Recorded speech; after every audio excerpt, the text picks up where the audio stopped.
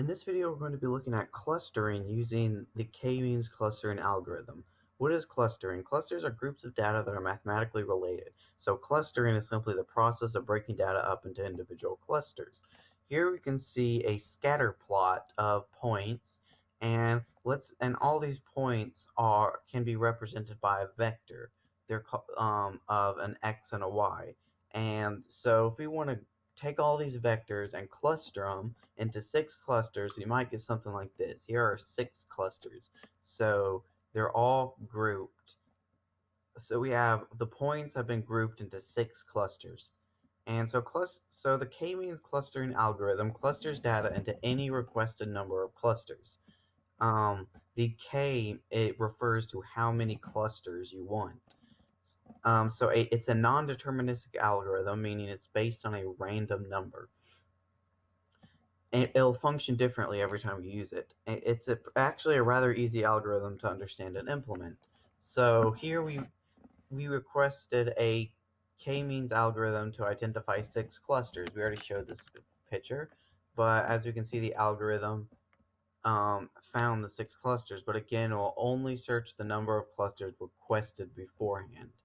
The centroid is at the center point of the cluster, so here it's marked with a red X. So as you can see, the clusters are the circles, and within the very center of the circles is where your centroid is going to be.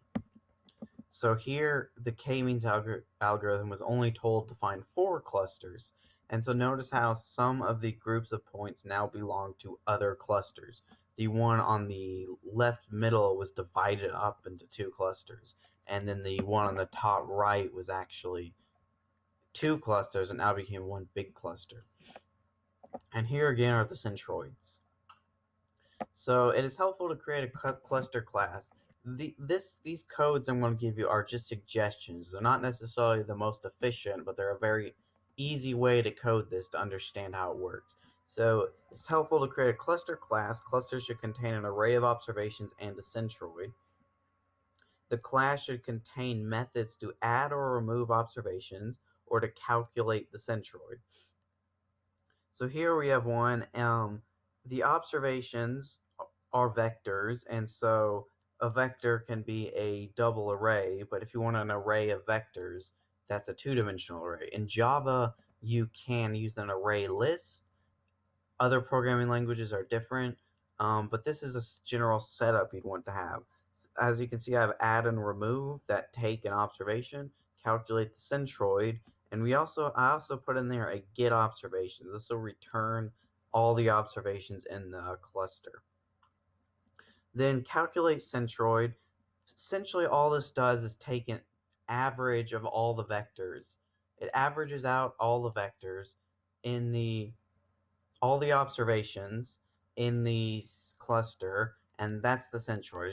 It's just one vector, one observation. That's a average of all the observations, and this is the k-means algorithm in a nutshell. Essentially, you pass 2 values into it: your observations, which were all the points on the graph, and you also put k, how many clusters you want. So in that case of that graph, we wanted 6 clusters. So anytime there's a k, just replace that with 6. So the next point would be move all observations into 6 random clusters. So it takes all your observations and just throws them randomly into 6 clusters. And then we calculate the centroid, so the center of those clusters, and then it goes to move all the observations to their nearest clusters. If any observation moves, we recalculate the centroids and move all observations to their nearest clusters again. And we keep on repeating this until no observations move away from their cluster. Then we output those 6 clusters. So that's essentially the algorithm in a nutshell. So again, if you didn't understand this, what I mean by the nearest cluster is identified by calculating the distance between the observation and the centroid of the cluster. The cluster with the smallest distance is the nearest cluster to that observation. It's also helpful to have a k-means class. The class should have a global array of clusters and observations, should have methods to move all observations to random clusters, to their nearest clusters, tell all clusters to calculate their centroids, return clusters, and return the observations. Here is the simple setup of the k-means class. Again, this is all just suggestions. So here's a way you can set it up.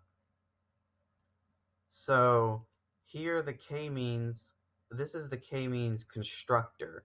So if you look at this constructor, it essentially accomplishes the same thing as the algorithm I showed in the diagram.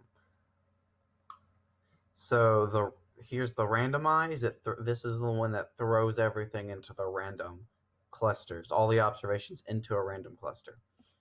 And this one's probably the most complicated one. I'm not going to go through it all. This will move all the observations to their nearest cluster by calculating the distance it is from the centroid in its own cluster to all other centroid, the distances to other clusters. So I will say that here I use distance.Euclidean. I wrote this class, so you probably won't have it, but essentially it just takes two vectors. In this case, we use the observation and the centroid, and it finds the distance between two of them. That's simply Euclidean distance. You take all the vector values, you subtract them, square them, or you subtract them, square them, add them together, take the square root of the whole thing. Just like distance in middle school geometry. That's essentially all the distance is. Then using k-means class, in this case, once you set up the class, it's actually really simple. So I said data equals read file. Read file is a method I made myself. It's simply, see, again, you probably won't have it, but it's generally just something that can read a file of data into a two-dimensional double array. So I just say data equals read file.dat. So that just reads in all the data. Then I say k-means km equals new k-means data, comma 3. That means I want 3 clusters. Then I create a cluster array called CS, and I just set it equal to km.get clusters, and that will return all the clusters into that array, and they've already been clustered. So the clusters array will have the k-means class will have take all the data, divide it up into 3 clusters, and now the CS variable holds those 3 clusters. And so that's the end of the presentation, but I am going to show you sort of a real world example of this. Here I created a file called image cluster, and here I got image 2, which is those same 6 points I showed you in the video, or I mean in the presentation. And so I'm going to write image cluster.jar, and I'm going to put into that this image file, image2.ppm, and then I'm going to put how many clusters I want. I'm going to group this into 6 clusters, and let's see what my 6 clusters look like. And as you can see, this one actually uses color, and so we have since this is random, sometimes you get actually strange results out of it. This is a great example of a strange result. So it's actually put this blue down here that one points in its own cluster. These 4 are individual clusters, and then these 2 got grouped into one cluster. There is 6 clusters there. It's just this one right here on the very bottom right is actually just blue.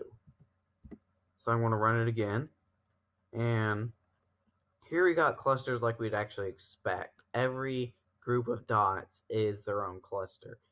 But like I said, this runs differently every time you run it. Most of the time, it's generally what we expect. But I'm going to say this time only find 4 clusters, and watch what we get. This is actually the same one I showed you in the presentation. These 2 became red because they're both grouped now into one cluster, and this one on the left middle actually got split between the top and the bottom cluster.